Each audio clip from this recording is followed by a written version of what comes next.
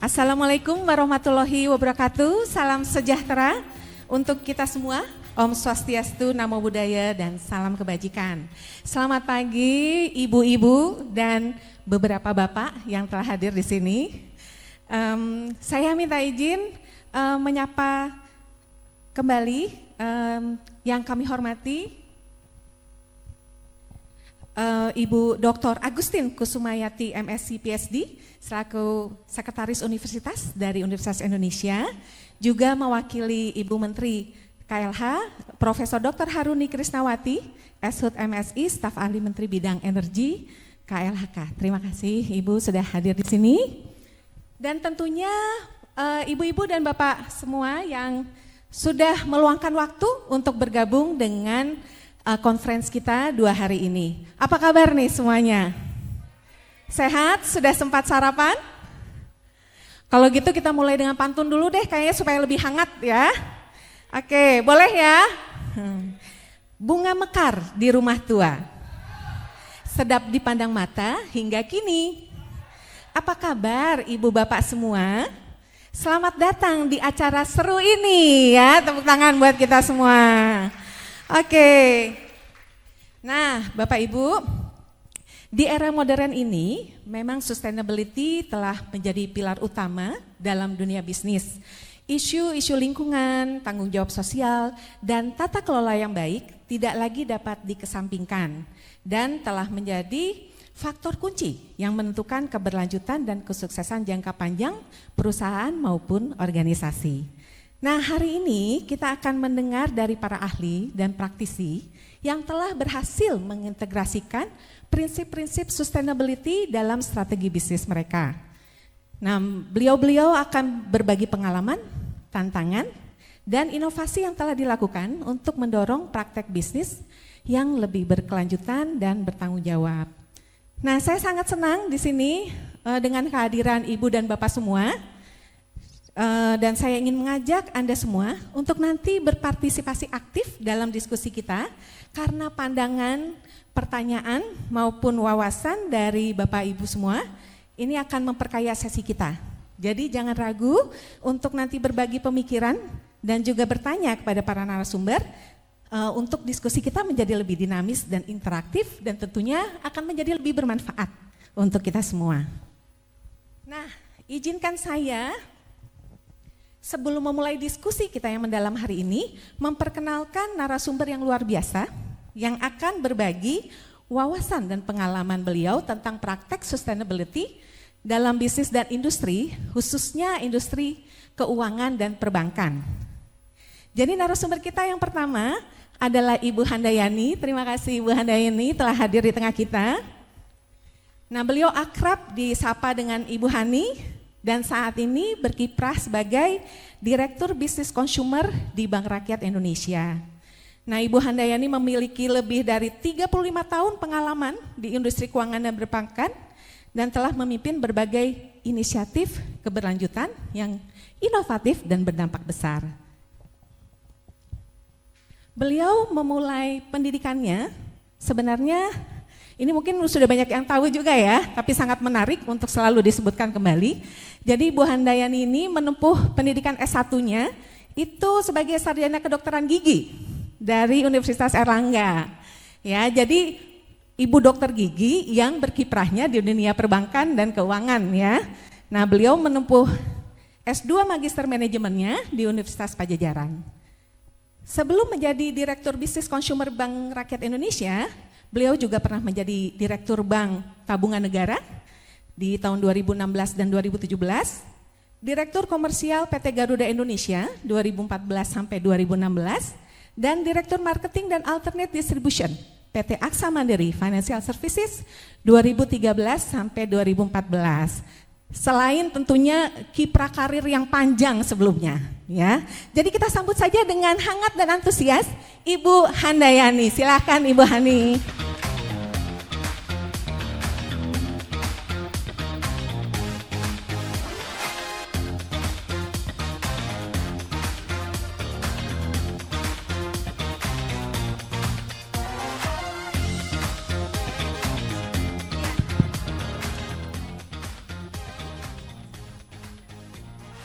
Oke, Bapak Ibu, di tahap awal kita akan mendengarkan pemaparan dari Ibu Handayani mengenai praktek sustainability di industri perbankan dan keuangan. Kepada Ibu Hani, waktu dan tempat kami persilakan, Ibu. Baik, terima kasih Mbak Vivi. Assalamualaikum warahmatullahi wabarakatuh. Salam sejahtera untuk kita semua. Om Swastiastu, Namo Buddhaya, salam kebajikan. Tentu yang saya hormati Profesor Dr. Harumi, mewakili Menteri Lingkungan, dan juga Dr. Agustin, Sekretaris Universitas Indonesia, dan tentu perempuan-perempuan hebat, pemimpin, dan juga tentu ada terselip juga bapak-bapak yang hadir pada acara yang luar biasa, yaitu Women Leaders Programs, yang topiknya sekarang sedang menjadi top of mind, yaitu bicara mengenai sustainability, begitu. Nah, tentu Bapak Ibu sekalian, kalau kita bicara sustainability, pasti ini ada sebuah rangkaian inisiatif yang tentu nggak jauh-jauh dari perempuan gitu, dari women. Senang sekali saya mendapat undangan untuk bisa mengisi pada pagi hari ini di acara yang amat sangat luar biasa. Pagi ini Mbak Vivi, saya akan share, saya mewakili dua representasi di acara ini. Satu adalah sebagai Ketua Bidang Komunitas Srikandi BUMN, bidang 5, yaitu sosial masyarakat. Jadi nanti makanya dalam materi ini saya sedikit menyampaikan sebenarnya apa sih yang dilakukan oleh Kementerian BUMN terkait dengan sustainability dan SDGs ini. Kemudian karena tadi sudah diintroduce, saya merupakan Direktur Consumer, Business Consumer di BRI. Tentu saya juga mengupdate sedikit banyak tentang apa-apa saja roadmap yang sudah dilakukan oleh BRI sampai dengan saat ini, align dengan policy dari government policy dan juga align dengan regulatory. Mungkin sebelum saya panjang lebar Mbak Vivi, saya dapat waktu berapa menit ya? Oh 20 menit Bapak Ibu. Ibu-ibu sekalian, saya coba mampatkan 20 menit ini untuk mengupdate beberapa hal terkait dengan keberlanjutan dari inisiatif berbasis SDG. Jadi kalau saya ambil frameworknya Bapak Ibu sekalian terkait dengan kenapa sih gitu ya sebuah bank itu harus care atau financial services itu harus care terhadap sustainability gitu. Sebenarnya kita mengkelompokkan menjadi 3 bagian yang kita harus potret concern tersebut. Yang pertama potretnya adalah pasti terkait dengan stakeholder. Nah kalau kita bicara stakeholder pasti kita bicara siapa sih stakeholder yang berperan dalam sustainability business sebuah financial services khususnya perbankan. Yang pertama pasti customers, yang kedua pasti employee, yang ketiga pasti investor. Karena kebetulan banyak bank yang sudah go public ini dituntut oleh investornya untuk menjaga sustainability, begitu ya. Nah kita bicara tentang customers. Nah kita tahu ibu-ibu sekalian bahwa saat ini tuh Gen Z menguasai populasi aktif berdialog, berkomunikasi di platform-platform sosial media gitu. Nah kalau dari research yang dilakukan di Global Research itu 64% Gen Z mengatakan bahwa dia itu inginnya bekerja atau beraktivitas yang relate dengan dia, berpartner dengan sebuah perusahaan yang memiliki concern terkait sustainability gitu. Jadi mereka punya suara Gen Z itu. Jadi dia concern sekali. Kemudian terkait dengan employee. Jadi kalau kita doing research employee di Indonesia, itu mereka sekarang ternyata sudah sangat care. Dia hanya ingin bekerja kepada perusahaan yang betul-betul menjaga sustainability dari pertumbuhan usahanya. Bukan hit and run gitu ya. Itu 71%. Jadi employee itu lebih ingin punya peace of mind dalam bekerja. Sehingga sustainability itu penting sekali. Tentunya yang tidak kalah penting ketika kita bicara tentang financial services pasti ada investor. Nah, investor saat ini gitu mengalokasikan investasi portfolionya 30,3 triliun US dollar itu di dalam produk-produk berbasis bisnis yang menjaga sustainability. Jadi satu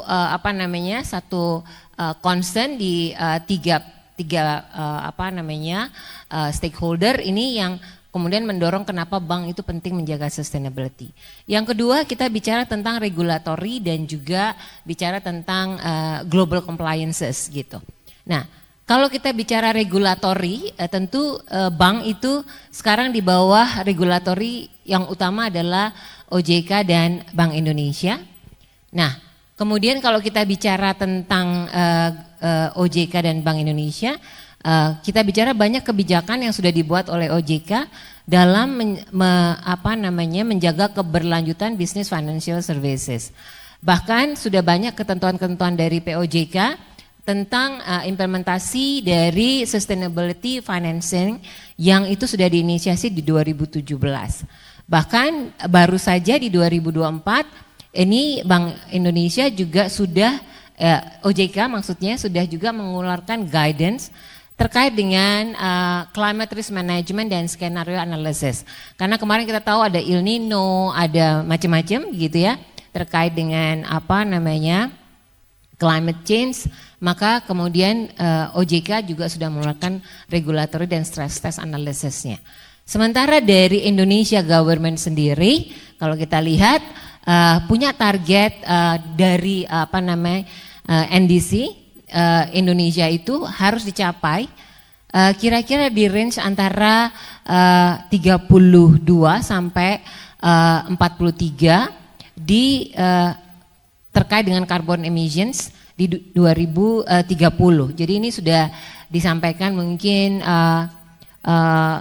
Kementerian KLH juga sudah menyampaikan ya Bu Profesor untuk tentang ini. Kemudian tentu karena BRI ini menjadi bagian dari SOE State Owned Enterprise Minister, maka di Kementerian BUMN pun juga sudah ada regulatori yang terkait dengan TJSL dan juga terkait dengan bagaimana CSR yang dialokasikan oleh perusahaan di bawah BUMN itu comply dengan ketentuan ISO 26000 begitu ya, yang nanti kegunaannya adalah untuk lebih banyak menjaga sustainability dan lingkungan. Nah, di slide ini juga saya sampaikan bahwa secara kriteria gitu global, kalau kita bedah itu ada 17 SDG parameter yang saat ini diadopt oleh Indonesia. Ada 17 SDG parameter yang saat ini diadopt oleh Indonesia. Nah, Kementerian BUMN dan juga perusahaan-perusahaan di bawahnya itu masing-masing memiliki tema yang relate dengan 17 kriteria dari parameter-parameter yang sudah dibuat standarnya secara global dan di-align-kan dengan bagaimana kita melakukan pemilihan terhadap faktor-faktor atau measurements yang akan dilakukan begitu.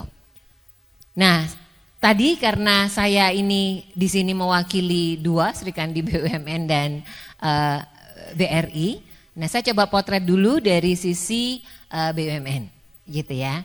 Nah, kalau di Kementerian BUMN, gitu, ada pilar transformation yang menjadi pilar utama di Kementerian BUMN, yang itu bisa dilihat dari website Kementerian BUMN. Jadi ada 6 pilar yang menjadi fokus bagaimana melakukan transformation di BUMN.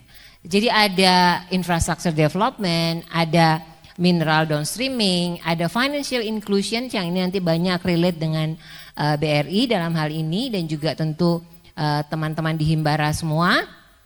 Dan juga ada Energy Transition Initiative, ini lebih kepada energi terbarukan yang sekarang terus di-create begitu.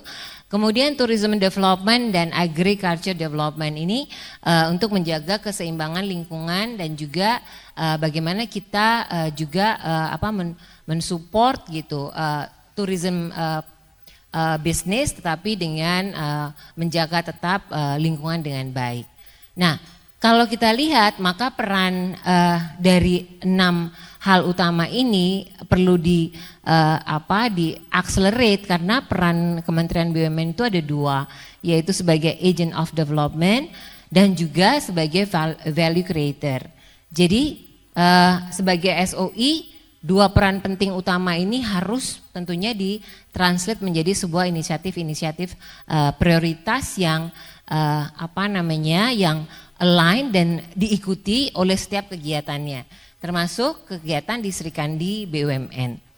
Nah, sebagai agent of development gitu ya, maka ini kita align dengan 3 pilar utama yang menjadi prioritas yang dikerjakan oleh Kementerian BUMN selama keperiodian 5 tahun terakhir ini, yaitu 5 strategi prioritasnya, bagaimana ekonomi dan social value Indonesia dapat dibangun melalui Kementerian BUMN. Kemudian juga strategi priority bagaimana Kementerian BUMN ini bisa menciptakan bisnis model yang inovatif gitu, innovations, sehingga mencapai efektivitas dan efisiensi dalam setiap kinerjanya begitu. Dan juga yang tidak kalah pentingnya adalah untuk bisa menjadi memiliki business models innovations, maka nggak bisa jauh dari teknologi leadership. Maka di business priority juga adalah bagaimana BUMN ini bisa menjadi sebuah kementerian yang mengedepankan teknologi leadership. Kemudian juga yang keempat adalah energize investment dan unleash talent. Mengapa? Unleash talent karena kita bersaing dengan talent-talent terbaik dari perusahaan-perusahaan mungkin yang global company yang rasanya kalau kita ingin menjadi sebuah state-owned enterprise yang maju, yang capable gitu, kita membutuhkan talent-talent yang terbaik yang ada di Indonesia. Nah, align dengan itu maka pilar berikutnya adalah bagaimana SOE itu mengembangkan human capital development. Nah, disinilah terlihat yang kita katakan tadi social responsibility, di dalamnya ada equality, woman equality, dan juga empowerment. Maka di human capital development ini salah satunya adalah bagaimana Kementerian BUMN itu menetapkan 25% dari board of director di state owned enterprise ini harus perempuan.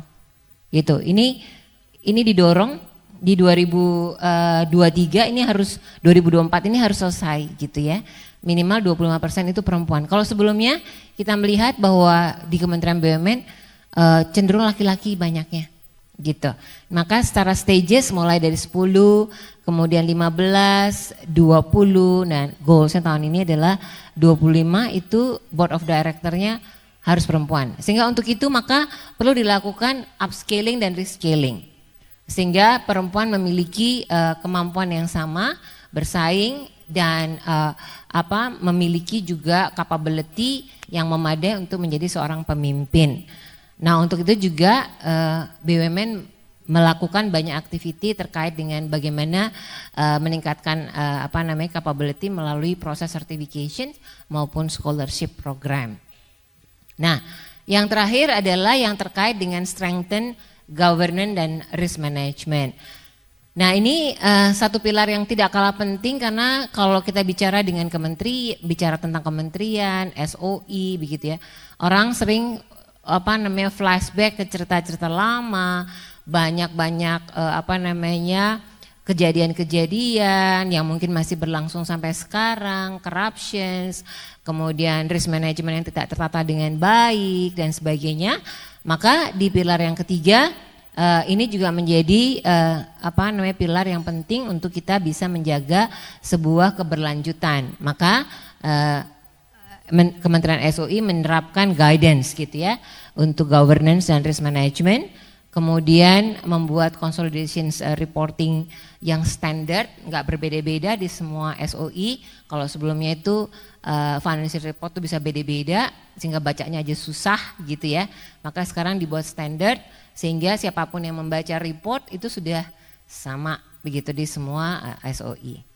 Dan kemudian juga mengembangkan risk management monitoring untuk bisa prediktif gitu ya, melakukan evaluations ketika ada sebuah resiko-resiko yang mungkin terjadi dan melakukan mitigasi secara tepat waktu. Nah, tadi saya bicara gedenya dulu, nasional, kemudian SOI, dan sekarang saya bicara karena saya mewakili yang berikutnya adalah Direktur Consumer di BRI. Nah, saya masuk ke BRI. Apa sih sebagai bagian dari SOI, BRI itu berperan apa untuk sustainability? Bagaimana peran BRI untuk SDG? Kemudian bagaimana scoringnya? Bagaimana global researchers itu melihat BRI? Ya, kalau kita lihat BRI cukup sangat aktif untuk gerakan tentang SDGs ini sejak bukan hanya baru-baru ini tapi sudah cukup lama. Nah, kalau kita lihat dari perbankan, alhamdulillah BRI saat ini menduduki peringkat yang tertinggi untuk beberapa kriteria measurement-nya. Jadi untuk ESG rating S&P Global kita memiliki skor 63 dari 100, tertinggi di antara perbankan yang lain. Kemudian kalau kita lihat sustainability analytics-nya, BRI ini termasuk kategori low risk gitu, bersama dengan low risk nggak ada, cuman BRI sendirian, yang lainnya masih medium risk. Kemudian dari sisi MSCI kita kategorinya A bersama dengan BCA. Ini bank buku 4 semua ya, ibu-ibu sekalian. Jadi ini, dan saat ini kita sudah mengeluarkan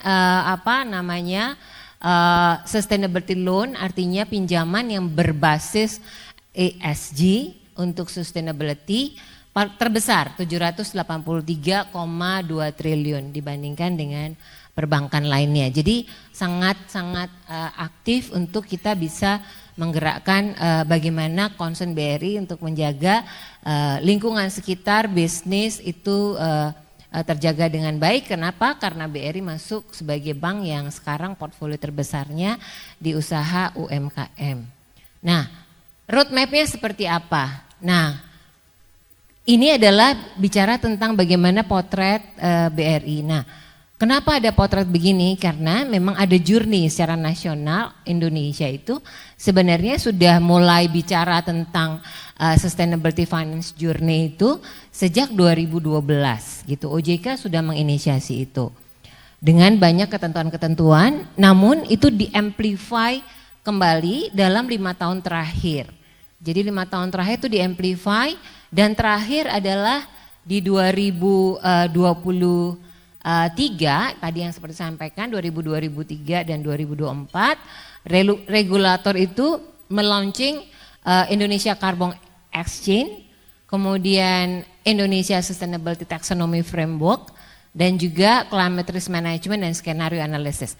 Jadi ini yang terakhir dibuat journey roadmap-nya yang diikuti oleh kami gitu ya dari perbankan untuk bisa cope dengan ketentuan-ketentuan regulatory journey dari sustainability gitu.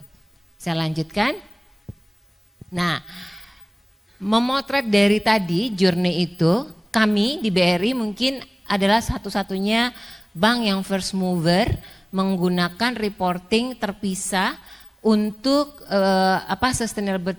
sustainability report gitu. Biasanya di bank itu digabung menjadi laporan keuangan satu kesatuan. Nah, di BRI sejak 2013 kami sudah memisahkan sustainability report itu terpisah gitu. Menjadi report yang terpisah dan kita menjadi first mover. Dan kemudian kita participate dalam setiap komite-komite, submit dalam setiap research, dan juga participate dalam setiap conference gitu. Dengan tujuan adalah memastikan bahwa BRI betul-betul dipersif oleh seluruh stakeholder kita ini sangat concern terkait dengan SDGs begitu. Nah, kemudian kaitan kegiatan tersebut jadi concern terhadap SDG itu align dengan visions BRI gitu. Jadi BRI ini sudah masuk ke dalam transformation kedua dan kita mau masuk ketiga yang kita sebut Brevolution. Saat ini masuk ke Brevolution, sudah ada di Brevolution 2.0 hampir tahun terakhir gitu. Tahun terakhirnya di 2025. Jadi kita sedang menyusun untuk 2025 ke 2030 untuk transformation. Nah, vision di transformation yang kedua itu BRI ingin menjadi sebuah grup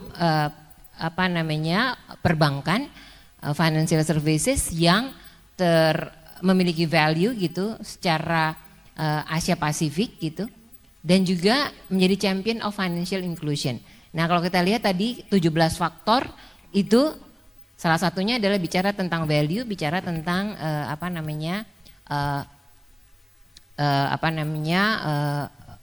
edukasi dan literasi. Jadi makanya masuk di dalam bagaimana kita bisa mencapai champion of financial inclusion. Ada 3 pilar, environment, social, dan government. Udah habis waktunya ya Mbak? Gak apa-apa Bu, kami berikan tambahan 3 menit lagi ya Bu Hani. Baik. Soalnya lagi seru banget kan ya Bu ini. Jadi ada 3 pilar untuk sustainability ini dalam mencapai visi. 3 pilarnya adalah environment, social, dan governance. Nah, environment-nya itu kita bicara tentang bagaimana BRI gitu ya melihat climate change itu menjadi salah satu challenge gitu. Maka kita melakukan identifikasi gitu. Kemudian juga bagaimana kita melihat bahwa green network dan green banking itu bisa menjadi driver untuk kita bicara tentang climate tadi ya, untuk menjaga supaya kita memiliki related produk dan services yang align dengan climate begitu dan pro pada climate. Saya lanjutkan. Nah, kemudian yang kedua yang terkait dengan social.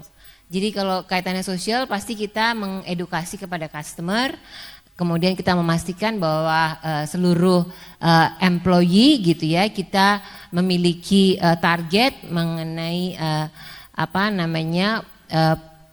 kalau employee itu gender itu kita harus tata dengan baik, gender equality. Maka kalau kita lihat di BRI itu 40% lawan 60%, jadi 40 perempuan, 60 laki-laki. Jadi sudah hampir equal gitu ya ibu-ibu sekalian. Dan kalau kita lihat turnovernya juga rendah karena kita fasilitasi perempuan itu untuk bisa berkarya gitu. Slide yang terakhir mungkin. Nah, kalau kita yang terakhir yang governance, tentu bicara tentang governance, maka kita bicara tentang bagaimana kita melakukan pengelolaan portfolio bisnis di BRI yang tentunya ini juga align dengan bagaimana internasional memotret atau menilai untuk bisa memastikan bahwa kita sesuai dengan standar global untuk bicara tentang governance. Saya rasa itu sharingnya gitu. Mudah-mudahan bermanfaat dan tentunya ini informasi yang saya rasa mudah-mudahan align dengan topik kita siang hari ini. Terima kasih. Wassalamualaikum warahmatullahi wabarakatuh. Terima kasih Bu Hani. Ya boleh ya tepuk tangannya lebih meriah lagi buat Bu Hani. Luar biasa ya sharing yang tadi disampaikan, menarik sekali mengenai bagaimana industri keuangan, kemudian Kementerian BUMN, BRI sendiri ya melakukan inisiatif-inisiatif untuk memastikan sustainability bisnisnya ya. Nah, silakan Bapak Ibu-ibu ya untuk mempersiapkan pertanyaan untuk Bu Hani untuk sesi diskusi kita. Namun sebelum kita masuk ke sesi diskusi, kami akan memanggilkan narasumber berikutnya yang tidak kalah ciamik tentunya ya. Kita akan segera panggilkan narasumber kita yang kedua adalah Bapak Taruna Kusmayadi, ya akrab dipanggil Bang Nuna. Halo Bang Nuna, terima kasih. Ya, baik. Nah, Bang Nuna menjabat sebagai anggota Dewan Penasihat Asosiasi Indonesia Fashion Chamber. Nah, kita beruntung memiliki beliau dalam kesempatan ini. Silahkan Bang Nuna.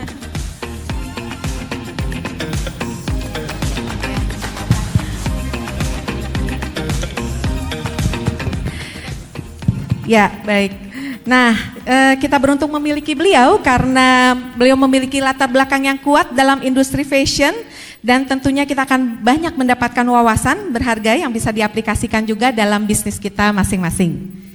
Nah, saya akan membacakan profil beliau ya. Nah, Bang Nuna ini lahir dengan nama Taruna Kusmaryuda Kusmayadi ya di Surabaya 28 Juli, 2 bulan lagi lah ya kira-kira ya Bang Nuna ya. Ulang tahunnya. Nah, menempuh pendidikan akuntansi di Central California Commercial College Amerika Serikat. Itu di tahun selesai di tahun 83. Kemudian rupanya minatnya memang ke fashion and design ya, Bang Nuna. Nah, beliau melanjutkan ke jurusan fashion merchandising di California State University of Fresno, Amerika di tahun 86. Kemudian melanjutkan juga ke jurusan Fashion Design di Fashion Institute of Technology New York, Amerika Serikat. Nah, sudah banyak sekali malang melintang di dunia fashion. Beliau juga pernah menjadi Ketua Umum Asosiasi Perancang Pengusaha Mode Indonesia selama 2 periode di tahun 2005 sampai 2015. Nah, jadi kalau misalnya salah satu inisiatif yang terkenal ya dari Asosiasi Perancang Pengusaha Mode ini adalah Jakarta Fashion Week ya. Nah, jadi ini juga besutan dari APMI ya. Dan kemudian sampai sekarang beliau masih berkiprah sebagai perancang busana dan juga pengusaha fashion selain menjadi dosen fashion di Institut Kesenian Jakarta dan juga di Sekolah Tinggi Desain Interstudi. Tepuk tangan untuk Bang Nuna yang sudah hadir di tengah kita ya. Baik, Bang Nuna, untuk memulai kami akan mendengarkan paparan dulu dari Bang Nuna ya terkait aplikasi sustainability di industri fashion. Silahkan Bang Nuna, waktunya 20 menit. Terima kasih. Terima kasih Bu, izin. Mbak Vivi izin ya. Assalamualaikum warahmatullahi wabarakatuh. Saya pakai sarung di sini karena sebetulnya saya janji sama teman saya, mana Pak Fritz. Pak Fritz nggak pakai kain dia. Saya ngejebak saya. Pak Fritz itu iya, Pak Fritz itu dulu, ada yang kenal Pak Fritz? Mungkin yang dari UI kenal semua ya. Iya. Pak Fritz itu dulu tetangga saya. Saya baru 5 tahun, 7 tahun tetangganya Pak Fritz. Mungkin saya nggak akan seresmi tadi ya kata sambutan ibu-ibu profesor dan Ibu Handayani ya Bu ya. Tapi lebih santai. Kesatu itu, yang kedua ada beberapa aspek yang saya siapkan juga ternyata sudah diterangkan sama ibu-ibu terdahulu, yaitu tentang Sustainable Development Goals yang diinisiasi oleh United Nations yang diratifikasi oleh 197 negara yang dimana mereka itu akan mengimplementasikan secara garis besar di perekonomian negara mereka masing-masing di tahun 2030 ya. Tapi saya nggak akan ke situ, ini hanya introduction aja atau icip-icip gitu, cek-cek ombak gitu ya. Pertama-tama saya mau perkenalkan, ini baju saya, baju Korea ya, dari desainer Jogja. Permisi sedikit ya, promosi karena saya juga berkecimpung dalam pelestarian UMKM Indonesia. Yang bawahnya ini desainer Jogja, yang di bawah ini batik Sidoarjo, tulis ya, tapi harganya 250.000. Ya, jadi Anda sekalian mesti ke Sidoarjo untuk dapat 250.000. Slide pertama ya, apa itu wanita? Wanita itu apa? Ya, wanita itu dalam bahasa Sanskrit artinya van.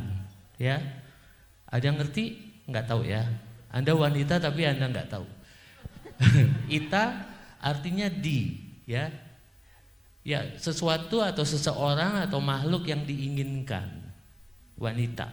Ya, mungkin saya bukannya antropologis, tapi saya suka baca. Dan dunia saya memang didominasi oleh dunia wanita. Saya juga heran ya, sekolah fashion di Indonesia itu banyak muridnya wanita. Tapi waktu saya di Amerika banyak laki-laki justru yang jadi sekolah fashion design. Kata tersebut lalu diserap oleh Jawa kuno menjadi wanita, dipakai terus dalam bahasa Jawa modern dan diserap kembali dalam bahasa Indonesia. Next. Menurut beliau menjelaskan dalam bukunya yang berjudul Nilai Wanita, perempuan yang disebut juga wanita, putri, istri, ibu adalah sejenis makhluk dari yang halus kulitnya. Ya. Halus kulitnya nggak janji nggak? Halus kulitnya, lemah sendi tulangnya dan agak berlainan bentuk dari susunan anatomi pria. Next, bagus ya, kata-katanya bagus banget. Pemimpin wanita itu apa? Ya tadi ada pemimpin keluarga ya, bagaimana para wanita, para ibu-ibu itu menghemat demi menghidupi suaminya, anak-anaknya dan keluarga pada umumnya. Di sini program pemberdayaan wanita di Indonesia sudah dimulai sejak tahun 1978 di Indonesia ya, maksudnya bukan di luar Indonesia. Melalui pemberdayaan beberapa daerah telah memperoleh hasil yang memadai, tapi ada beberapa daerah juga yang masih terisolasi dan tidak mendapatkan kesetaraan gender. Namun masih banyak wanita di Indonesia yang belum tersentuh oleh program pemberdayaan. Selanjutnya. Nah ini ada pembangunan berkelanjutan, yaitu yang tadi Ibu Profesor sebutkan, aspek sosial, ekonomi, dan lingkungan hidup. Jadi semuanya harus berjalan dan beriringan. Next. Nah ini sebagai ilustrasi dan sebagai inspirasi ya, supaya Anda yang mungkin merasa belum jadi pemimpin bisa menjadi pemimpin. Tepuk tangan dong. Thank you.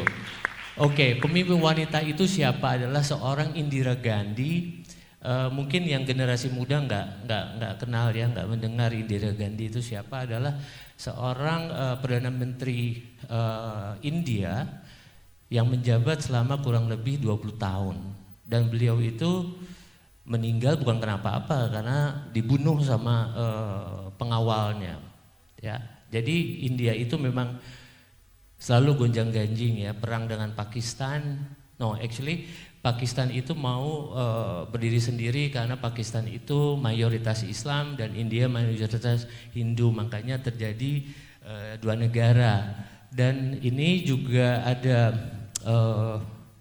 perang pada waktu itu yang dimana India itu rela nggak rela harus melepaskan sebagian negaranya menjadi Bangladesh.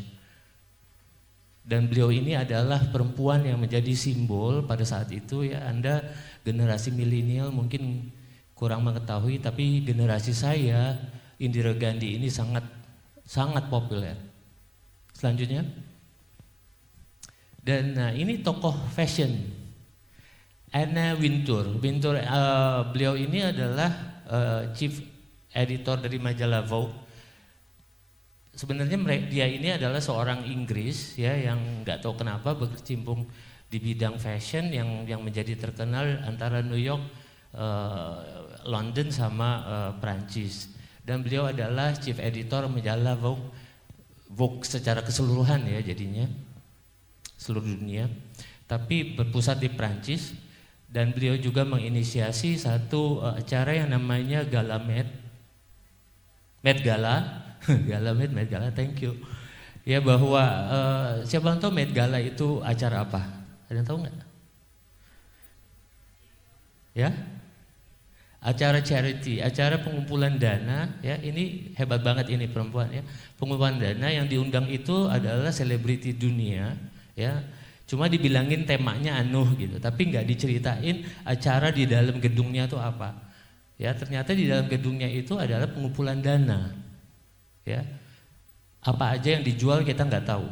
Dan media yang masuk situ tuh nggak boleh bawa kamera atau nggak boleh bawa handphone yang ada kameranya ya. Jadi kegiatannya itu adalah menjual sesuatu, menawarkan sesuatu hingga menghasilkan dana, dan dana ini dipakai untuk pendidikan, salah satunya adalah untuk kesetaraan gender. dan hebat banget ya. Kalau misalnya satu selebriti ya menggunakan baju ya seharga 60 sampai 80 ribu euro ya, artinya nggak mungkin dong ya nyumbangnya 1 juta perak gitu satu orang ya. Kalau 500 mungkin satu orang 2 juta 3 juta dolar easily gitu ya, secara lebih mudah. Mungkin sekian puluh juta dolar itu terkumpul dan didonasikan untuk kegiatan perempuan dan kesetaraan perempuan. And Win Tour. Next. Nah, ini salah satu menteri kita ya, beliau mendapat penghargaan, beberapa penghargaan. Ini juga pemimpin Indonesia. Next.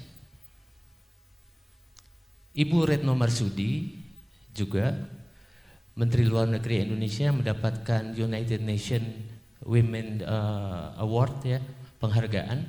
Next. Susi Pujiastuti. Next. Ibu Siti Nurbaya yang hari ini tidak hadir, Ibu ya, harap semoga disampaikan ya Bu, ada fotonya di screen ya Bu ya. Ya, thank you Bu. Oke, selanjutnya. Oke, sustainability adalah yang digagas PBB yang untuk generasi mendatang. Jadi kita lihat apa yang kita lakukan sekarang ya di Indonesia, di luar negeri gitu ya. Bahwa greedy itu greedy itu ketamakan ya. Ketamakan itu bisa merusak semuanya. Ya, jadi PBB melihat ini dan menginisiasi di tahun 2015 bahwa kalau begini terus nih dunia ini akan lenyap, dalam arti akan hancur.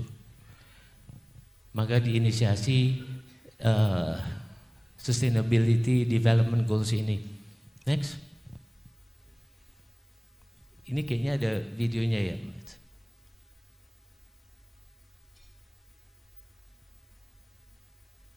Gak bisa ya, videonya gak bisa dimainkan.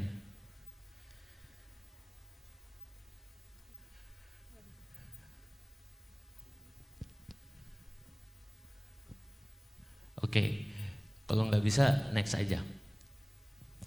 Oke, ini SDG ini tadi sudah disebutkan ya. Jadi kita nggak boleh ada kemiskinan ya, kelaparan nggak boleh ada kelaparan nantinya di tahun 2030 ya, kesehatan yang harus accessible, pendidikan yang harus murah dan accessible ya, nggak boleh pendidikan tuh nggak boleh mahal, nggak boleh dibisnisin, nggak boleh ya. Kesetaraan gender, air yang bersih, mendapatkan air bersih, yang energi yang bersih, pekerjaan yang layak, infrastruktur yang oke ya. Ketimpangan ada tapi nggak boleh ada gitu ya, ada dan tiada. Ya, di sini juga ada kota yang dibangun secara lingkungan yang hebat ya, misalnya sampah, kebersihan, listrik, sewer apa tuh namanya, got, seperti itu harus sehat. Konsumsi dan produksi yang bertanggung jawab, tidak berlebihan, tidak mubazir, tidak dibuang-buang ya. Perubahan iklim yang harus diantisipasi ya. Kalau kita sekarang bulan apa nih? Sekarang bulan Mei, tapi masih Mei ke Juni masih ada hujan gitu ya. Itu artinya ada sesuatu yang membuat siklus daripada iklim itu tidak konsisten seperti 20 tahun yang lalu. Nah, itu harus diantisipasi sama kita semua. Lautnya bagaimana? Lautnya mikroplastik, yang ikan makan plastik ya, dan kita makan ikan. Menjaga ekosistem darat termasuk hutan. Ya, apalagi tadi, nah kalau misalnya usaha fashion misalnya ya, bahwa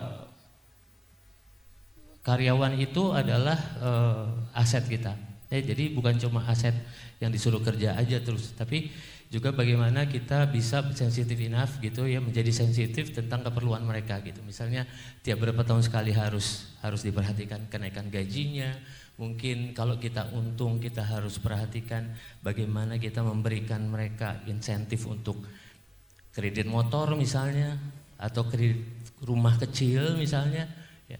Tapi kalau misalnya nggak ada pun untung gitu, kita harus melakukan perlakukan mereka dengan sangat manusiawi. Selanjutnya yang ke-16 ada perdamaian, ya nggak ada perang, ya nggak ada konflik, dan kemitraan untuk mencapai tujuan, bahwa ini kolaborasi ya diharapkan dari berbagai bidang itu akan menghasilkan suatu sirkular ekonomi yang menghasilkan dunia yang lebih baik. Selanjutnya,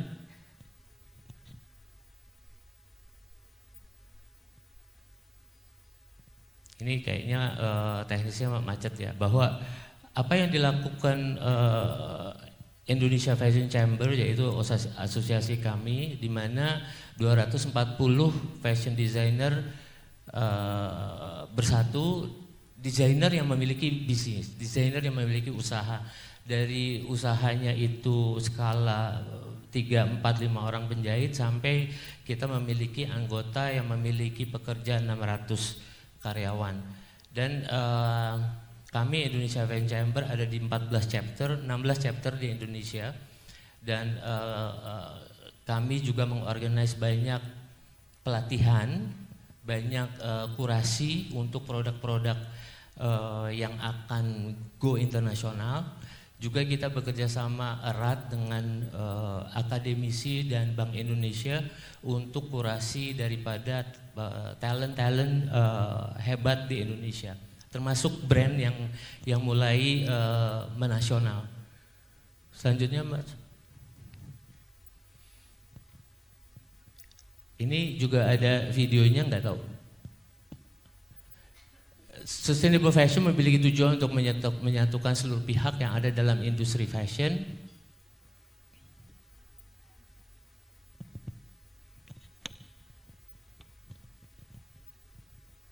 Ya maaf, ada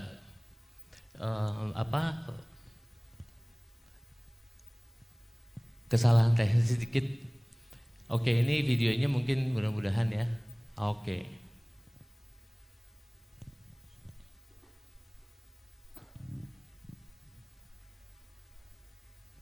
Jadi kita harus berpikir lagi bagaimana kita menggunakan, mempergunakan dan memakai sumber daya alam.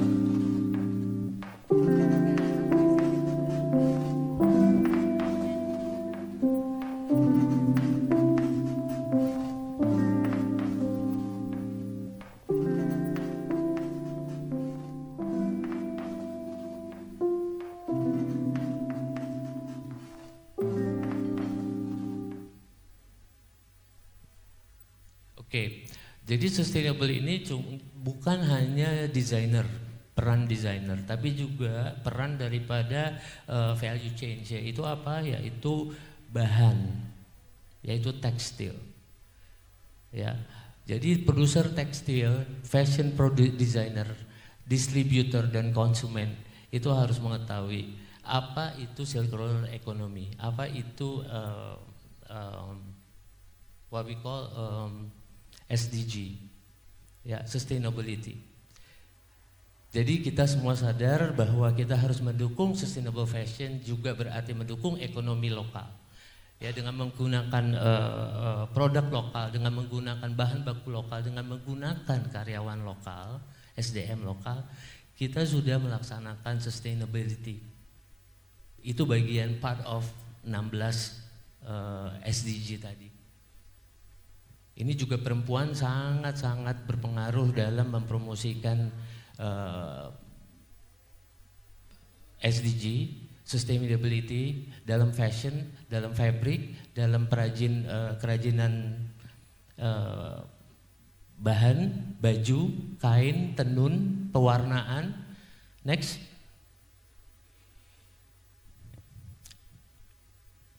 If you consume, buy wise. Know what you buy. Understand it. After you've used it, bring it back. Make sure it gets reused or recycled. So in every stage of your life as a consumer, think before you act. Jadi kita harus bertanggung jawab juga dalam membeli, ya. Kita membeli itu bukan karena kita mau, tapi karena kita butuh. Ya. Recycle, bedanya tahu nggak recycle antara recycle sama upcycle. Tahu ya? Banyak yang tahu nggak? Recycle, kalau recycle itu sesuatu yang dihancurkan, ya, sesuatu yang dihancurkan diproduksi menjadi sesuatu yang lain. Ya, tetapi kalau upcycle sesuatu yang udah ada, ya, misalnya baju, ya, digunting, dijahit menjadi tas. Itu upcycle. Tapi kalau recycle, plastik botol dianjurin, ya, dibikin serat, seratnya ini dibuat sepatu. Nah, itu recycle. Perbedaan recycle sama upcycle itu termasuk sustainability dan termasuk habit Anda belanja. Ya, next. Do you believe that this garment is made out of your old gym clothes? Through textile to textile chemical recycling, we can give a new life to discarded clothes in landfills.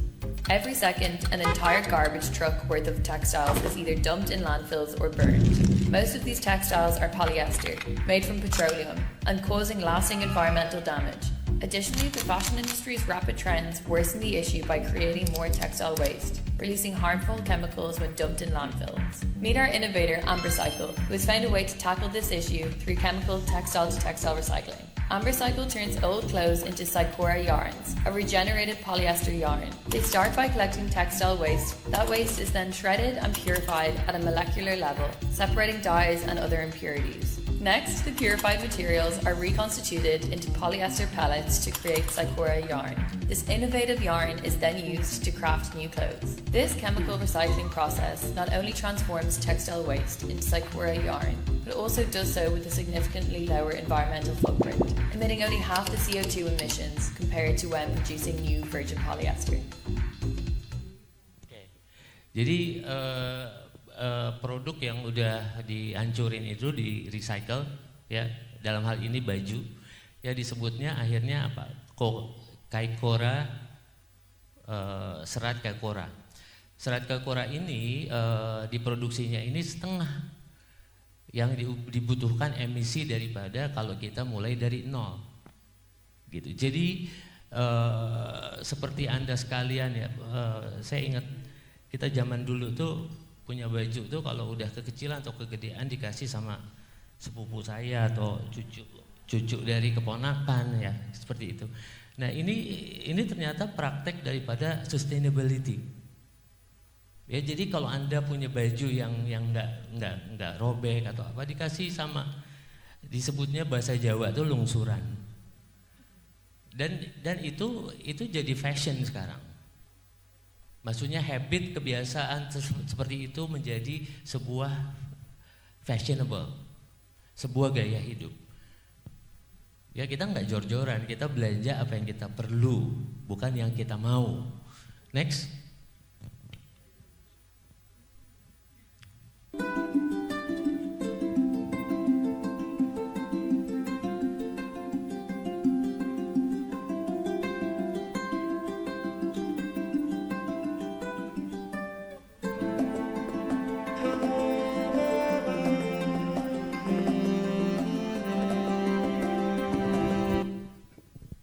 Bahwa menghidupi kembali budaya atau kebiasaan kita menenun, ya, itu adalah sustainability.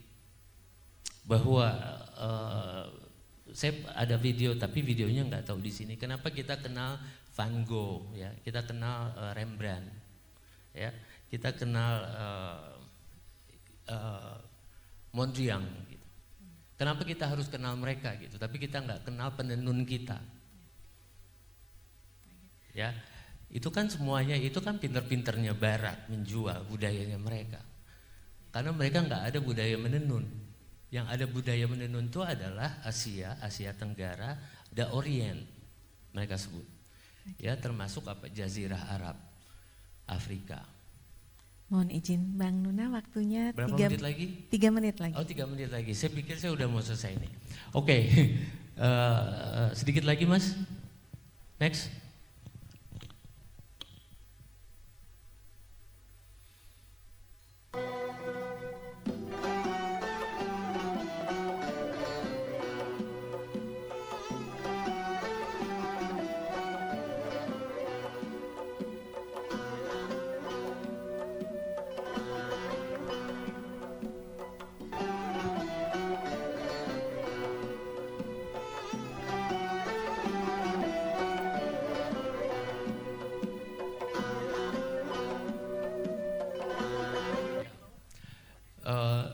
semoga apa yang menjadi presentasi saya hari ini itu menjadi inspirasi Anda sekalian gitu, bahwa budaya kita itu adalah budaya yang nggak bisa we take it for granted gitu ya, bahwa kita ngulik budaya kita bisa menghasilkan sesuatu, dan juga yang lebih penting lagi dapat menghidupkan masyarakat di balik industri ini.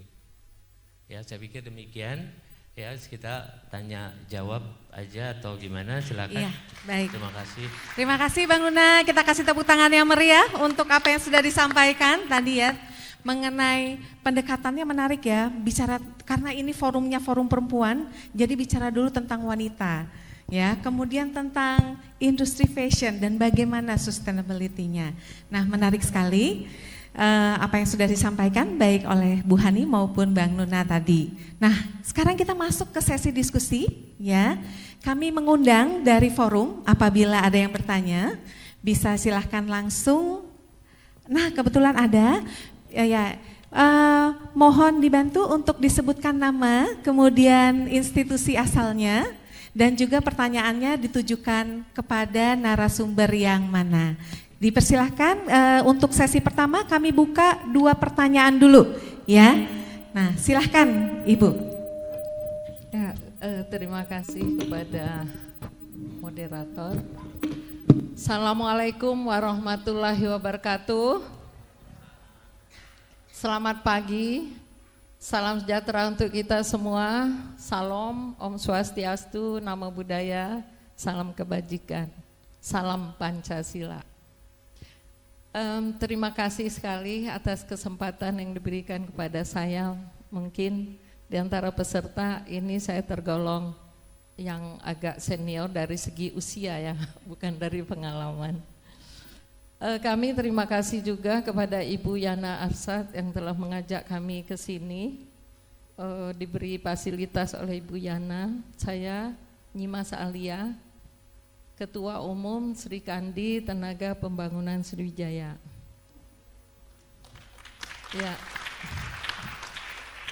Terima kasih aplausnya. Selain itu saya juga Dewan Pengurus Pusat Persatuan Pensiunan Indonesia dan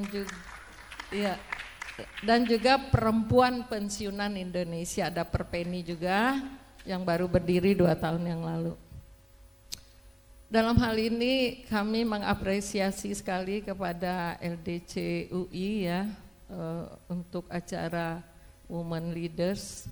Saya suka sekali kalau kita lagi bicara perempuan, karena saya kebetulan juga mantan di Kementerian Pemberdayaan Perempuan Perlindungan Anak. Nah, hari ini kita bicara tentang kepemimpinan perempuan. Mungkin selain pertanyaan nanti juga ada, mohon izin saya memberikan masukan-masukan. Ketika bicara perempuan pastilah kita punya perspektif gender dalam melihat segala hal untuk memajukan perempuan. Tadi katanya kita menuju Indonesia emas. Jangan sampai perempuan kita menjadi cemas ya, karena tidak mempersiapkan diri. Yang pertama saya mengapresiasi dari Ibu Dr. Agustin Kusumayati tadi memaparkan bahwa data perempuan itu hampir 50% ya dari jumlah penduduk Indonesia. Nah, saya tambahkan bahwa selain jumlah perempuan, jumlah anak itu 26%.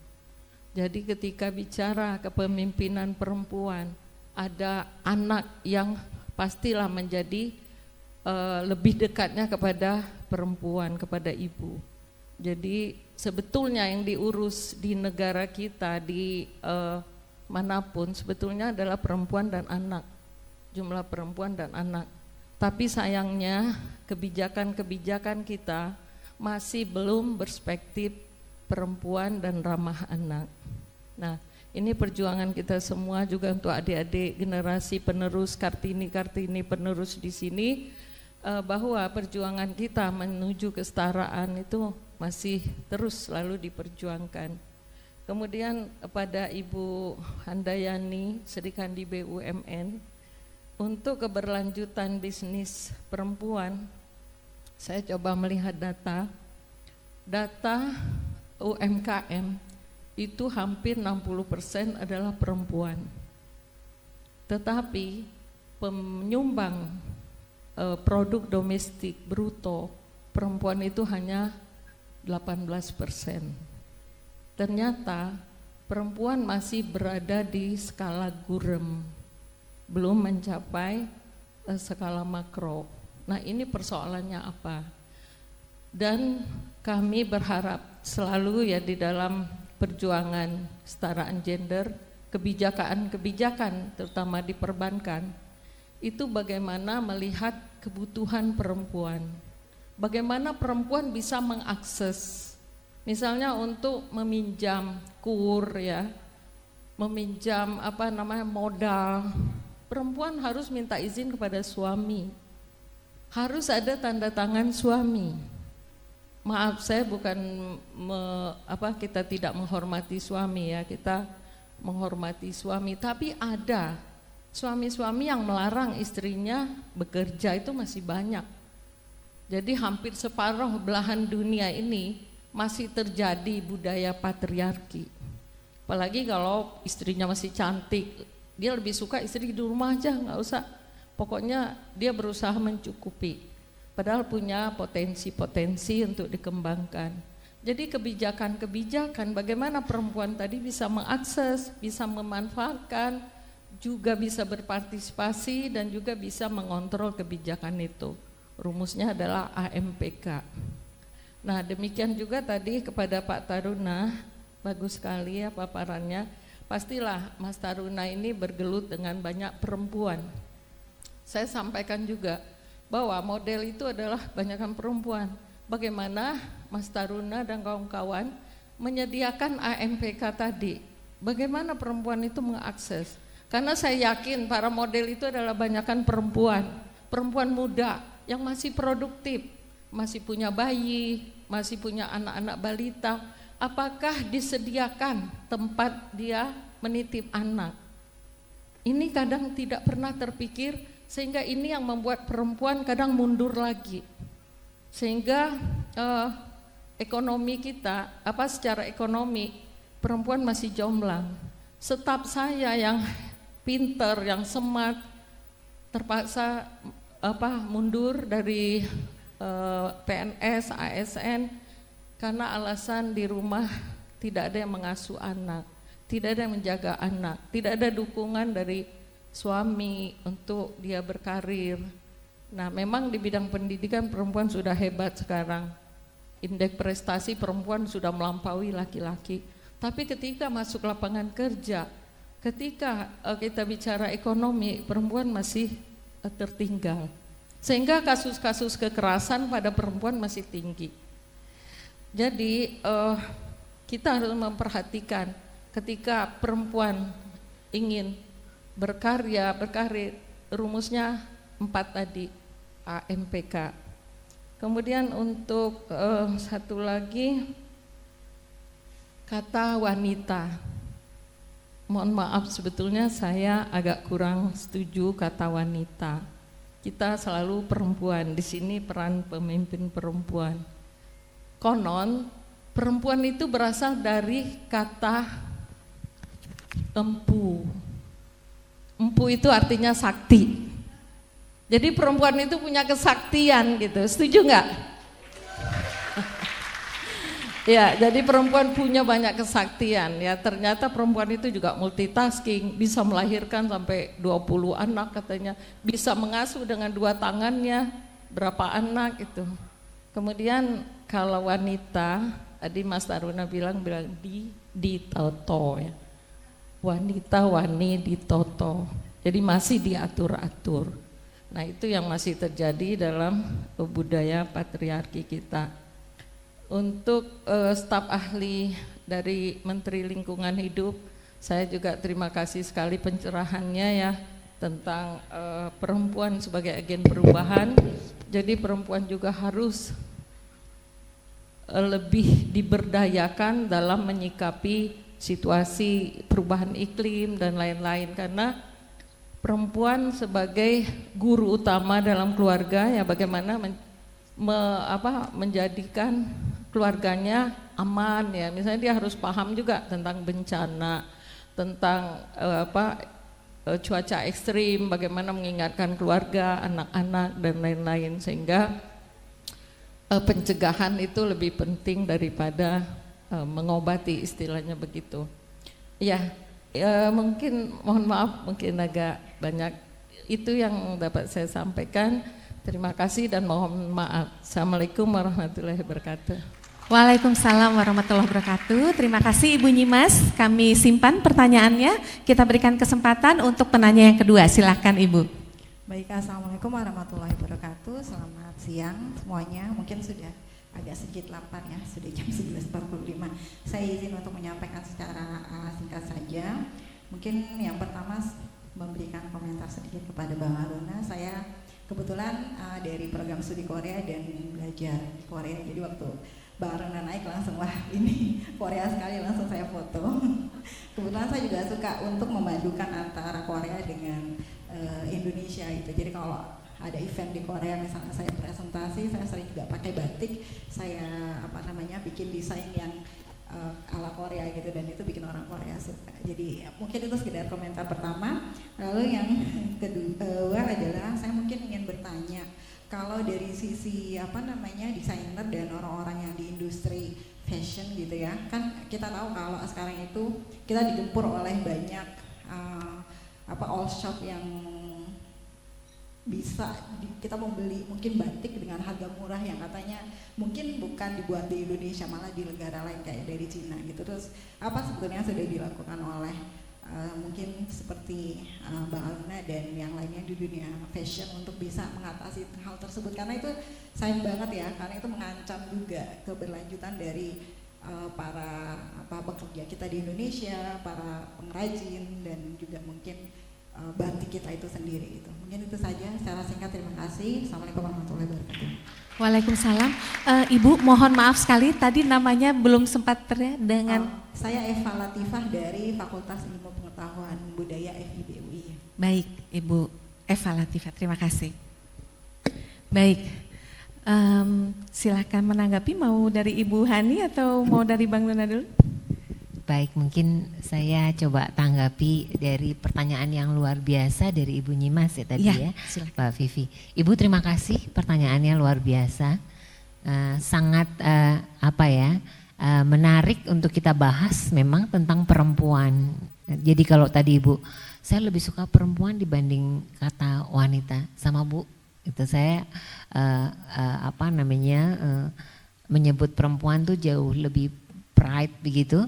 Mengapa? Karena tadi proses pembuatan perempuan oleh Allah Subhanahu wa taala itu juga butuh waktu panjang ya. Dari laki-laki ada gitu Nabi Adam, kemudian Siti Hawa itu panjang. Karena menciptakan perempuan itu ternyata oleh Allah dibuat sesempurna mungkin dengan bentuk yang amat sangat menarik dan punya capability multitasking tadi seperti yang Ibu sampaikan. Sehingga sebenarnya perempuan ini makhluk Allah yang punya karunia luar biasa yang memang kita bersama-sama harus bangga gitu untuk menjadi perempuan, apalagi perempuan Indonesia gitu, jadi lebih sempurna lagi. Nah, Ibu tadi berangkat dari concern tentang perempuan, mengapa ya setiap kali kita melakukan sesuatu perempuan itu harus butuh persetujuan suami. Sebenarnya kita harus berangkat dari kondisi legal hukum kita Ibu. Dalam sebuah perkawinan, emang di Indonesia itu tidak kenal yang harta terpisah gitu ya Bu ya. Jadi memang itu harta bersama. Jadi kalau harta bersama, ketika hutang juga bersama gitu kira-kira. Suami ketika hutang juga harus butuh istri kan Bu. Istri harus ikut tanda tangan. Istri juga kalau berhutang suaminya harus tahu juga. Jadi kalau ada apa-apa suaminya bisa membantu. Nah, tetapi untuk pinjaman-pinjaman yang skalanya relatif tidak besar dan tidak memerlukan sebuah jaminan, fixed asset misalnya, saat ini sudah difasilitasi oleh perbankan. Makanya ada pinjaman yang sifatnya pendek begitu dan amountnya itu tidak besar, cukup diajukan melalui perangkat fasilitas platform digital gitu kan ya. Sehingga memang nanti yang dilakukan assessment terhadap pemenuhan kapabilitas pembayaran adalah memang kemampuan si individu itu. Jadi ada sudah Bu pinjaman yang tidak berkolateral, yang di luar pinjaman yang tadi mungkin sifatnya adalah supporting by government ataupun mungkin berkolateral, maka ada pinjaman kredit short term yang untuk bridging untuk bisa memanfaatkan itu gitu. Jadi sebenarnya sudah ada fasilitas. Cuman kendalanya adalah perempuan ini perlu kita edukasi untuk bisa mengakses kemudahan itu. Seringkali informasi itu tidak sampai gitu. Karena kesibukan perempuan. Karena tadi kan perempuan tuh multitasking sehingga banyak yang dikerjain. Sehingga hal-hal penting yang sebenarnya untuk dirinya itu lupa untuk dia explore gitu. Nah, kemudian tadi terkait dengan peranan perempuan Bu, kok meskipun 65% UMKM kita itu adalah perempuan, tapi skalanya masih gurem gitu ya, belum bisa menaikkan GDP kita gitu. Jadi kembali lagi kepada bagaimana kita sekarang bersama-sama mumpung kita ada di sini adalah meningkatkan capability perempuan untuk lebih confidence gitu ketika dia melakukan aktivitas berwirausaha. Karena tadi perempuan itu makhluk yang amat sangat sempurna Bu, dia itu punya cara berpikirnya itu 360 derajat muter gitu, sehingga kadang-kadang overthinking. Benar ya Bu? Kita juga ngalami, saya juga ngalami. Kadang sesuatu masalah kalau laki-laki dia bisa ambil putusan begini aja begitu. Tapi perempuan tuh overthinking, kalau saya gini nanti begini, kalau saya begini nanti begini. Akhirnya apa? We stuck in the middle, we don't go anywhere gitu Bu. Sehingga akhirnya ketika mau melangkah itu sering ada keraguan-raguan. Nah makanya perlu ditingkatkan confidence level perempuan untuk mengambil sebuah keputusan-keputusan penting untuk hidupnya sehingga dia bisa berkontribusi lebih baik. Nah siapa itu yang berperan? Ya kita semua sebagai perempuan leader yang ada di sini, tentu peranan kita amat sangat penting untuk itu.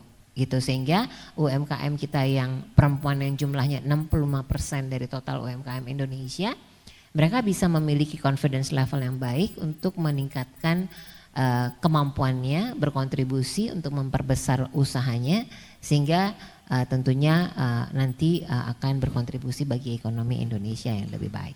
Saya rasa itu mungkin jawaban saya. Terima kasih Bu. Baik, terima kasih Ibu Hani. Selanjutnya Bang Nunda mungkin mau menanggapi juga nih tentang kiprah perempuan di dunia fashion supaya bisa lebih maksimal tadi ya. Terima kasih Ibu. Saya itu kan nggak salah-salah amat kan ya, perempuan yang kulitnya bersih ya dan anatominya berbeda, nggak salah-salah banget. Tapi pada awalnya itu saya bilang bahwa saya bukan seorang antropologis gitu yang saya pikir gini, kalau saya sebut perempuan adalah wanita itu kan bukan berarti saya less respect terhadap perempuan gitu. Jadi itu hanya istilah untuk saya. Ya, tapi kalau misalnya kita mau gali lagi ya mungkin untuk leadership program yang akan datang kali ya Bu ya, yang akan kita gali, kita kulik lebih dalam. Kita bisa hubungin Ibu Kiki mungkin dalam hal itu untuk topik selanjutnya ya kan. Oke, bahwa gini, saya berhubungan banyak dengan para UMKM. Masalahnya gini, kalau misalnya saya mau beli barang tenun misalnya di Tanah Bumbu ya Kalimantan Selatan tuh. Itu di display roomnya tuh cuma ada 4 apa 5 tenun. Nah si menenunnya ini, perempuan ini biasanya mereka kerja, mereka menenun, terus udah gitu tahu apa, mereka itu harus jemput anaknya sekolah, ya harus masakin suaminya itu makan siang, karena suaminya itu kadang-kadang di ladang, kadang-kadang nggak pulang karena nelayan, bukan Bang Toib di sini bukan, tapi karena suaminya itu nelayan, jadi dia nggak pulang. Tapi masalahnya adalah gini, bisa nggak sih perempuan itu nggak usah masak untuk suaminya? Atau nggak usah jemput anaknya sekolah, bisa nggak? Ya kan? Kasih orang tuanya, mah tolong dong jemputin cucunya di ini. Bisa nggak sih seperti itu? Ya mungkin bisa. Ya tapi mungkin nurani perempuan itu beda. Saya nggak ngerti gitu. Ya beda aja gitu. Ya kayak ibu saya sayang sama bapak saya sayang sama saya, caranya beda. Gitu. Jadi saya pikir itu juga mungkin di luar satu adalah soal mungkin agama ya, agama gitu. Tapi yang kedua adalah tradisi, yang ketiga memang nurani dari si perempuan tersebut. Jadi banyak kalau kita pembatik perempuan ya itu, ini Bu, ini kerjainnya berapa lama? Ya kira-kira 3 bulan. 3 bulan dikerjain 40 jam seminggu gitu. Ya enggak, ya paling sehari 2 jam, 3 jam, ya enggak 4 bulan dong Bu kalau kayak gitu. Kalau ibu duduk ngerjain itu 2 minggu juga selesai gitu. Tapi mungkin hal-hal yang seperti ini yang itulah perempuan. Itulah kehebatan perempuan. Tepuk tangan dulu dong. Jadi mereka itu hidup bukan untuk dirinya sendiri gitu. Kalau laki-laki kan mendingan ngumpul sama teman daripada main sama anak mungkin, ya lebih boys is always boys gitu. A boy is always a boy. Jadi seorang laki-laki ya masih ada kekanak-kanakannya gitu dibandingin si perempuan ini yang lebih cepat mature, lebih cepat dewasa gitu. Bisa ngurus gitu ya, umur 12 tahun anak perempuan udah bisa urus adiknya. Itu kan nurani gitu. Alaminya seperti itu gitu. Nggak tahu saya jawabnya benar apa enggak, tapi pengalaman saya memang saya banyak bergaul dengan para perajin perempuan.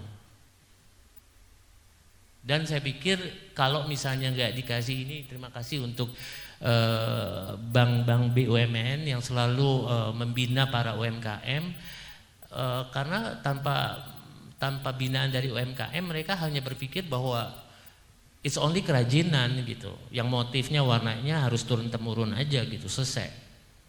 Padahal kalau misalnya mereka jadi partner fashion designer, itu motif warna itu harus berkembang, tekstilnya itu. Nah ini kalau nggak ada pelatihan dari para BUMN, bank BUMN itu saya pikir akan stagnan. Ya saya pikir itu sedikit banyak jawaban dari saya, mudah-mudahan menghibur sedikit ya Bu. Ya Bu. Ya. Baik. Untuk pertanyaan dari Ibu Eva, Bang Nuna, itu terkait tadi kan soalnya banyak banget nih online shop batik dari China. Oh gitu. Gini. Iya. Saya juga agak keriting juga mikirnya. Gini, saya pernah nanya gini, kenapa batik print itu datang dari Cina? And then you know what happened? Jawabannya adalah orang Indonesia sendiri yang order batik di Cina. Gitu. Karena orang Cina sendiri itu nggak suka batik. Jadi ada beberapa pabrik, saya nggak tahu pabriknya pabrik siapa gitu, pabrik apa saya nggak tahu. Yang penting pabrik tekstil. Ya, dia itu order di Cina.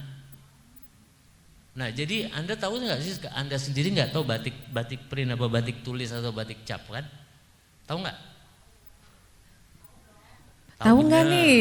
Ya, yang tahu Ibu-ibu yang ibu-ibu yang suka belanja tuh pasti. Ya, tapi kalau misalnya yang perempuan ibu-ibu, ibu-ibu, saya nggak sebut wanita ya, perempuan ibu-ibu yang nggak suka belanja mungkin agak awam antara batik cap, batik print sama batik tulis satu sisi, batik tulis bolak-balik. Ya. Nah, mungkin ngebeda ini sulit. Kenapa ini batik ini harganya 19 juta? Karena dia batiknya bolak-balik. Ya, kalau batik biasa itu biasanya batik tulis biasa ya, yang kasar itu yang kayak gini aja dapat 250.000, tapi kamu mesti datang ke desanya. 250.000 sampai 6 juta kali. Tapi kalau bolak-balik itu mahal banget. Gitu. Nah, hal-hal ini yang seperti ini nih pernah dengar nggak sih istilah bahwa orang pintar itu ngebodohin orang bodoh gitu. Jadi orang yang kurang pintar. Ya, ya maksudnya yang awam lah ya kayak kita gitu. Ya, jadi orang pintar itu belum tentu pintar secara morally gitu, pintar enggak gitu. Jadi ya gitu ya Mbak ya, sama kalau kita selalu beli premium goods ya, itu nggak bisa dibohongin aja. Tapi kalau kita beli premium goods nggak lewat Zalora dong gitu, ya kan? Ada platform di luar negeri itu yang kita bisa beli Maison Margiela, Givenchy atau Balenciaga gitu. Kalau di sini kan platformnya nggak seperti itu. Nah, jadi kalau Anda mau beli ya beli ke butiknya gitu, atau beli ke Parangkencananya gitu, atau ke Iwan Tirtanya, atau ke Obin gitu. Kalau yang mau yang premium. Tapi kalau misalnya mau yang bagus tapi agaknya bisa digoyang dikit, perginya ke perajin langsung. Ya, jangan ke pengepul. Karena pengepul itu namanya apa sih? Wholesaler ya. Kalau pengepul itu biasanya ya maksudnya the most profit goes to middleman biasanya. Enggak ke perajinnya. Ya, perajinnya ya tetap di batiknya ya sepotong dua potong gitu dibayarnya. Saya pikir gitu jawabannya. Kalau misalnya batik kalau ke Majestic, siapa yang suka ke Majestic beli batik meteran ada kan ya? Ya, ada satu rak tuh batiknya print semua. Harganya 60.000, 70.000 1 meter. Nah, kalau itu nggak apa-apa dipakai untuk baju hari-hari. Tapi kalau untuk sarung yang nggak dipotong itu baginya investasi lah, beli yang mahal lah dari perajin. It's okay. Karena itu investasi, jangan dipotong. Itu input dari saya. Terima kasih. Oke, baik. Terima kasih Bang Nuna untuk tipsnya. Nah, ini karena keterbatasan waktu, jadi mohon maaf sekali Ibu-Ibu dan Bapak. Jadi kami hanya membuka satu termin tanya jawab saja karena waktunya sudah memasuki waktu makan siang. Sekali lagi tepuk tangan dulu dong buat Bang Nuna dan Ibu Hani. Terima kasih banyak atas kehadirannya dan juga sharingnya. Nah, mungkin ada pesan-pesan terakhir nih Bu Hani, Bang Nuna untuk bagaimana perempuan bisa lebih berkontribusi ya untuk berpartisipasi dalam implementasi sustainability di dunia mereka masing-masing. Mungkin dari Bu Hani, Bang Nuna.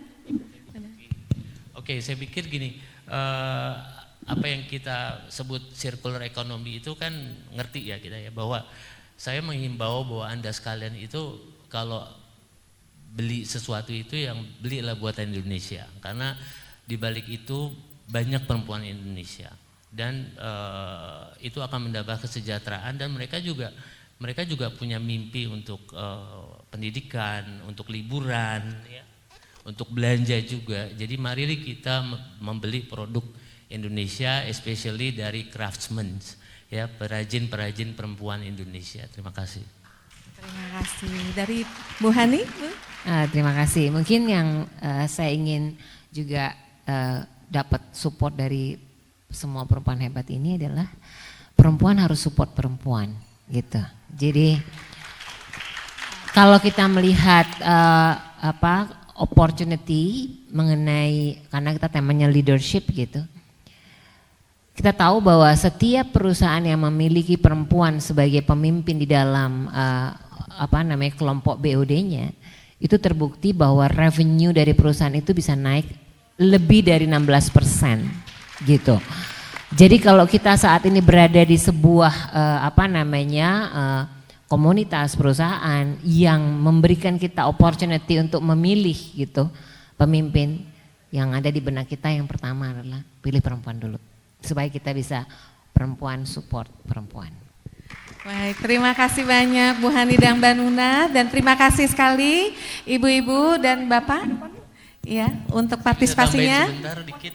Oh iya, silakan. Saya jadi merasa seperti perempuan hari ini. Kan udah pakai ini juga, kain juga. Baik, terima kasih banyak Bu Hani, Bang Nuna. Iya. Saya kembalikan kepada Mbak MC untuk selanjutnya, ini akan ada.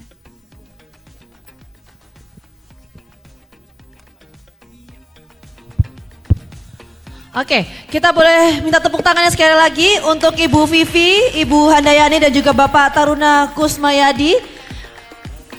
Ini nggak seperti perempuan kok Pak Taruna, ini representasi laki-laki biar ada. Ini kita akan berikan plakat dan juga merchandise, ini akan diwakili oleh Bapak Fritz Suyudi, CEO dari UI LDC. Kami persilahkan Pak Fritz untuk memberikan plakat dan juga merchandise.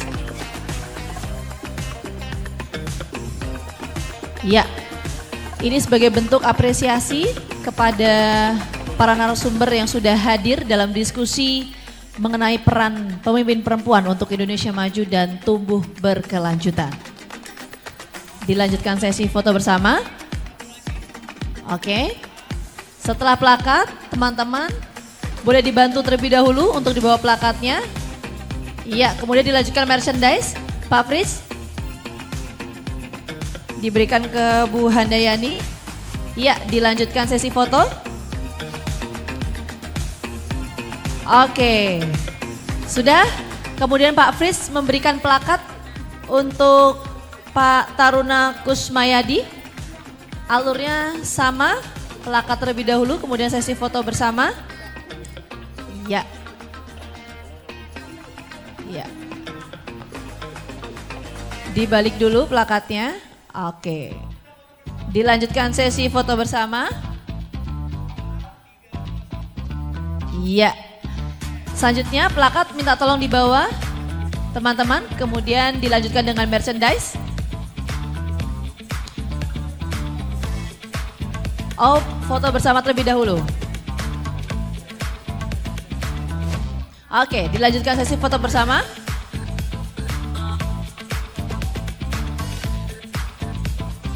Iya.